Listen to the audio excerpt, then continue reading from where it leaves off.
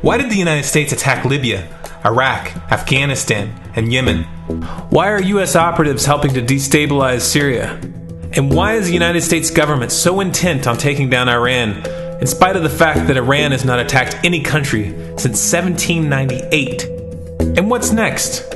What are we headed for? When you look at the current trajectory that we're on, it doesn't make any sense at all if you evaluate it based on what we're taught in school. And it doesn't make any sense if you base your worldview on the propaganda that the mainstream media tries to pass off as news. But it makes perfect sense once you know the real motives of the powers that be.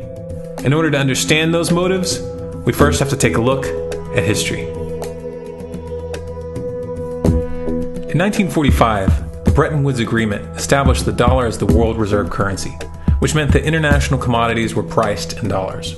The agreement, which gave the United States a distinct financial advantage, was made under the condition that those dollars would remain redeemable for gold at a consistent rate of $35 per ounce. The United States promised not to print very much money, but this was on the honor system, because the Federal Reserve refused to allow any audits or supervision of its printing presses. In the years leading up to 1970, expenditures in the Vietnam War made it clear to many countries that the U.S. was printing far more money than it had in gold. And in response, they began to ask for their gold back. This, of course, set off a rapid decline in the value of the dollar. The situation climaxed in 1971 when France attempted to withdraw its gold and Nixon refused. On August 15th, he made the following announcement. I have directed the Secretary of the Treasury to take the action necessary to defend the dollar against the speculators.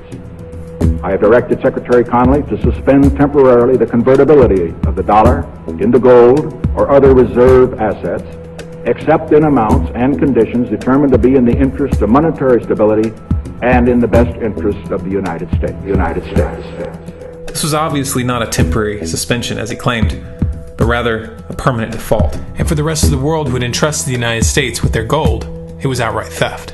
In 1973, President Nixon asked King Faisal of Saudi Arabia to accept only U.S. dollars as payment for oil and to invest any excess profits in U.S. Treasury bonds, notes, and bills. In return, Nixon offered military protection for Saudi oil fields. The same offer was extended to each of the world's key oil-producing countries, and by 1975, every member of OPEC had agreed to only sell their oil in U.S. dollars. The act of moving the dollar off of gold and tying it to foreign oil instantly forced every oil-importing country in the world to start maintaining a constant supply of Federal Reserve paper. And in order to get that paper, they would have to send real physical goods to America. This was the birth of the PetroDollar. Paper went out, everything America needed came in, and the United States got very, very rich as a result. It was the largest financial con in recorded history.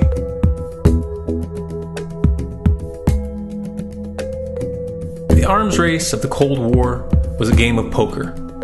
Military expenditures were the chips, and the U.S. had an endless supply of chips. With the PetroDollar under its belt, it was able to raise the stakes higher and higher, outspending every other country on the planet, until eventually U.S. military expenditures surpassed that of all other nations in the world combined. The Soviet Union never had a chance. The collapse of the communist bloc in 1991 removed the last counterbalance to American military might. The United States was now an undisputed superpower with no rival. Many hoped that this would mark the beginning of a new era of peace and stability. Unfortunately, there were those in high places who had other ideas. Within that same year, the U.S. invaded Iraq in the First Gulf War. And after crushing the Iraqi military and destroying their infrastructure, including water purification plants and hospitals, crippling sanctions were imposed which prevented that infrastructure from being rebuilt. These sanctions, which were initiated by Bush Sr. and sustained throughout the entire Clinton administration, lasted for over a decade and were estimated to have killed over 500,000 children. The Clinton administration was fully aware of these figures. We have heard that 500,000 children have died. I mean, that's more children than died in Hiroshima. And you know, is the price worth it?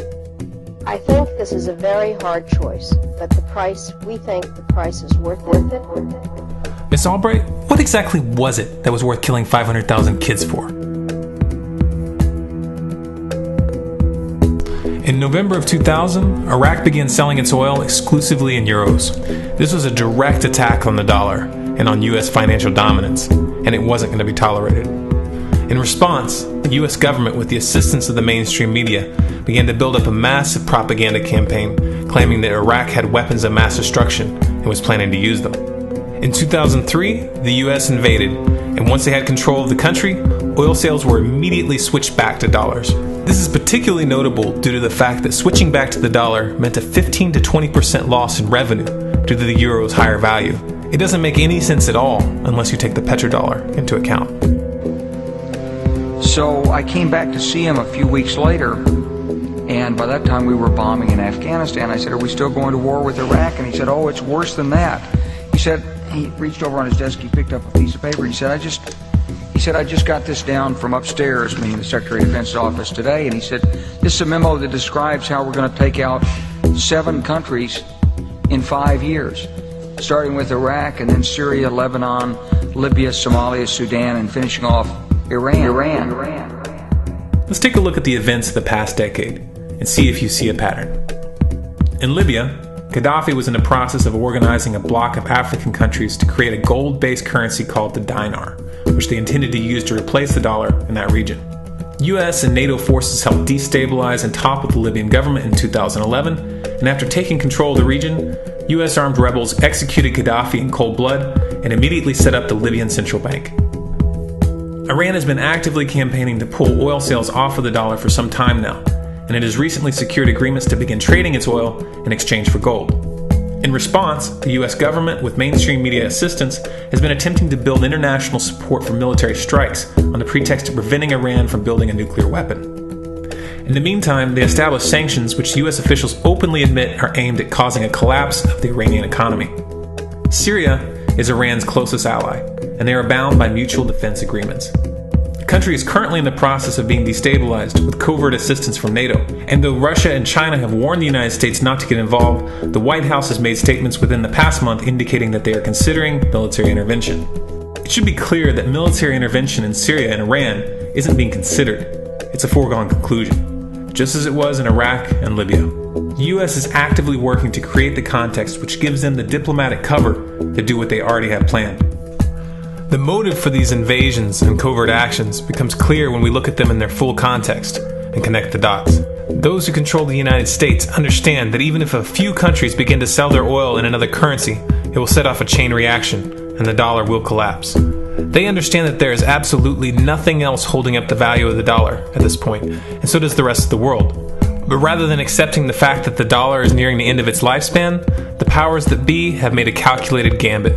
They have decided to use the brute force of the US military to crush each and every resistant state in the Middle East and Africa. That in itself would be bad enough, but what you need to understand is that this is not going to end with Iran.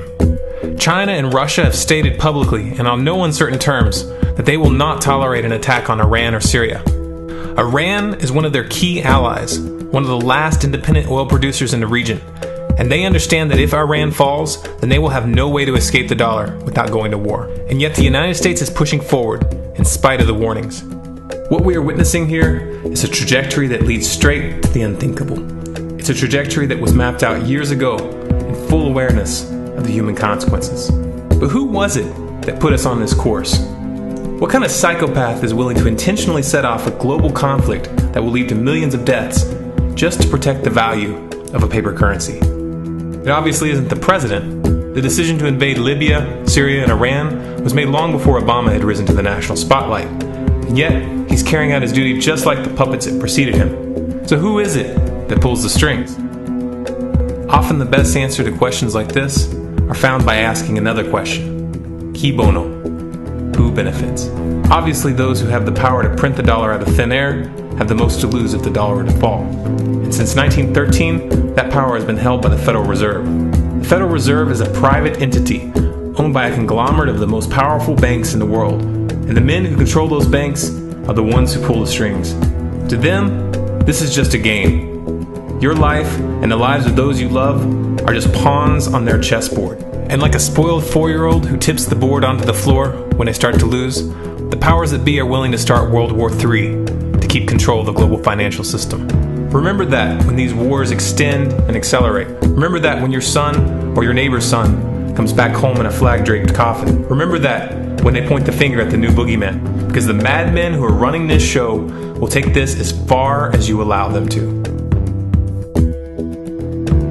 So how much time do we have left?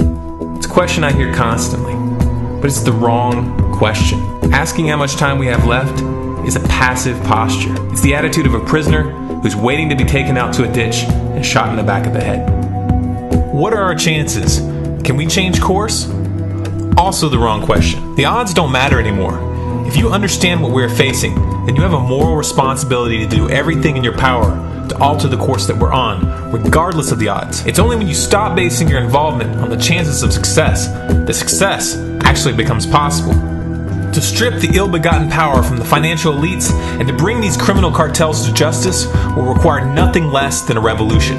The government is not going to save us. The government is completely infiltrated and corrupt to the core. Looking to them for a solution at this point is utterly naive. There are 3 stages of revolution, and they are sequential. Stage 1 is already underway. Stage 1 is the ideological resistance.